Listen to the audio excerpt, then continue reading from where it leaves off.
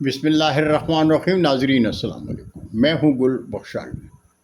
پیش خدمت ہے قومی منظر میں آج کا کالم بعنوان مومن، مجرم اور منافق فرشتہ۔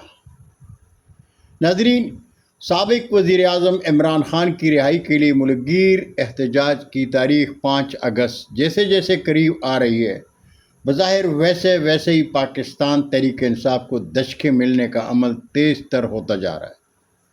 جمعرات کو فیصل آباد کے انسداد دہشت گردی کی ایک عدالت نے 9 مئی کے واقعات سے متعلق ایک کیس کا فیصلہ سناتے ہوئے پاکستان تحریک انصاف کے مرکزی رہنماؤں سمیت 108 کارکنوں کو قید کی سزائیں سنائی۔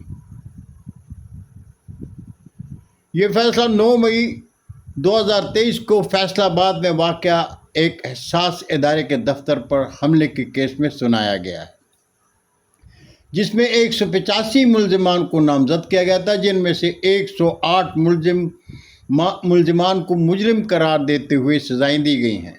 لیکن دنیا جان دے کہ اس حساس ادارے پر حملے کے اس کیس میں جو خود فروش جھک گئے تھے، انہیں غلام عدالتوں نے فرشتہ قرار دے کر بری کر دیا ہے، اور جنہوں نے آزاد اور خود مختار ریاست پاکستان کے لیے جینے کی قسم کھائی، جنہوں نے سرزمین پاکستان کی عظمت کے لیے سر اٹھا کر جینے کا عزم کیا، جس نے پاکستان کو ریاست مدینہ ثانی بنانے کے لیے اپنی زندگی کے حسن کو داؤ پر لگا دیا، غلام عدالتوں کے غلام ججوں نے انصاف کے خون میں نہا کر انہیں پاکستان دشمن قرار دے کر سزائیں سنا دی، جس پر غاصب حکمران کے قلم فروش درباری اپنی تحریروں میں خوشی کے گیت لکھ رہے ہیں۔ جانے ان کے وہ کون سے ذرائع ہیں جن کے حوالے سے وہ اپنی من پسند اور من گڑت تحریروں میں جھوٹ لکھ کر قوم کو گمراہ کرنے کی ناکام کوشش میں راکھ میں دبی ہوئی چنگاریوں کو بھڑکا رہے ہیں۔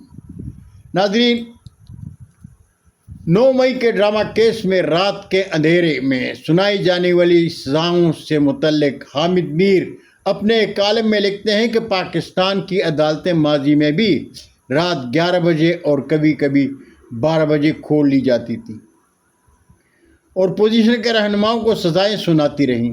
حنیف عباسی کو 2018 کے الیکشن سے صرف 4 دن قبل ہفتے کی رات 12 بجے راولپنڈی کی ایک عدالت کے جج سردار محمد اکرم نے عمر قید 25 سال کی سزا سنا کر تاریخ میں اپنا نام لکھوا لیا تھا۔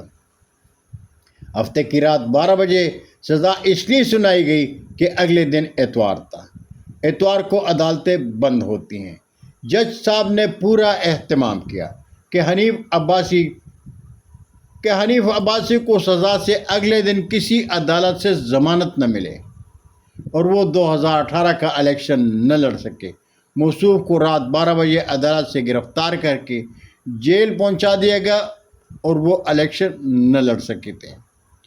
تحریک انصاف کے خاتون رہنما ڈاکٹر یاسمین راشد، میاں محمود الرشید اور سینیٹر اعجاز چودھری سمیت دیگر ملزمان کو 10 سال قید کی سزا میرے لیے کوئی نیا واقعہ نہ تھا، لیکن میں سوچ رہا تھا کہ ڈاکٹر یاسمین راشد تو 9 مئی 2023 کو اپنے کارکنوں کو کور کمانڈر ہاؤس کے اندر جانے سے روک رہی تھی۔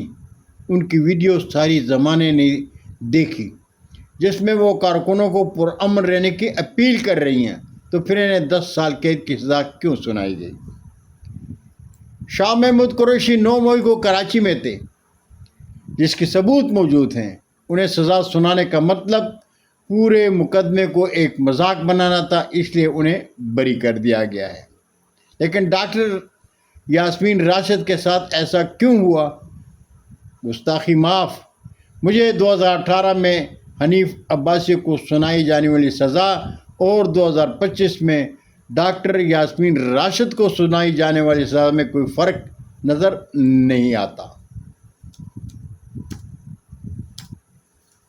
ناظرین، 9 مئی واقعی ایک سچ ہے، لیکن جب آپ سچ میں جھوٹ ملائیں گے، جس نے آپ کے ساتھ سمجھوتا کر لیا اسے چھوڑ دیں گے، جو سمجھوتے سے انکار کرے اسے سزا سنائیں گے، تو پھر انصاف ایک مذاق بن جاتا ہے۔ انصاف ایک المیہ بن جاتا ہے۔ یہ سزائیں ہائی کورٹ اور پھر سپریم کورٹ میں چیلنج ہوں گی۔ ایک فریق قانون کی بالادستی قائم کرنے کے دعوے کرے گا تو دوسرا فریق ناانصافی کا شور مچائے گا۔ عدالتیں آئندہ بھی رات کے 11 بجے سزائیں سناتی رہیں گی۔ ایسا پہلی دفعہ نہیں ہوگا، ایسا پہلے بھی ہو چکا ہے۔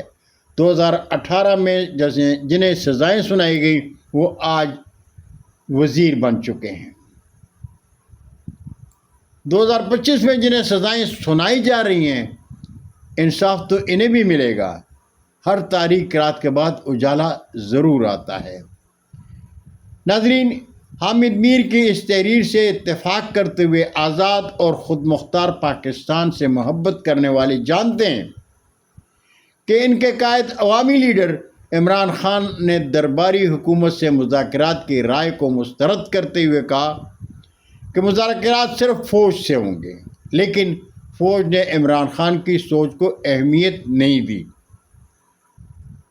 تو دلیر قومی لیڈر نے کہا کہ اب کسی سے بھی مذاکرات نہیں ہوں گے، صرف اور صرف احتجاج ہوگا اور تحریک چلائی جائے گی۔ دنیا جانتی ہے کہ منصوبہ ساز ملک عدلیہ اور نظام کے ساتھ جو کچھ کر رہے ہیں وہ دنیا کے سامنے ہے۔ نظام انصاف کا نظام نہیں رہا، لیکن اس نظام کے تحت تحریک انصاف کے وجود کو ختم کرنے کی ہر کوشش ناکام ہوگی۔ اس لیے کہ جب لیڈر سے محبت انسانی وجود میں جڑ پکڑ لیتی ہے تو محبت کے اس پودے میں خوبصورت اور تعمیری سوچ کے پھول کھلتے ہیں، اور ان پھولوں کی مہک نہ تو دبائی جا سکتی ہے اور نہ چھپائی جا سکتی ہے۔ اس لیے کسی شاعر نے کیا خوب کہا ہے، نہ گھبرا کثرت غم سے حصول کامیابی میں، نہ گھبرا کثرت غم سے حصول کامیابی میں، کہ شاخ گل میں پھول آنے سے پہلے خار آتے ہیں۔ بہت شکریہ ناظرین، زندگی نے ساتھ دیا تو اگلی نشست میں پھر ملاقات ہوگی۔ جاتے جاتے درخواست ضرور کروں گا کہ میرے چینل کو سبسکرائب کریں، دوستوں کے ساتھ شیئر کریں اور چینل کی گھنٹی ضرور بجائیں۔ اللہ ہم سب کے پاکستان کا حامی و ناصر ہو۔ پاکستان زندہ باد۔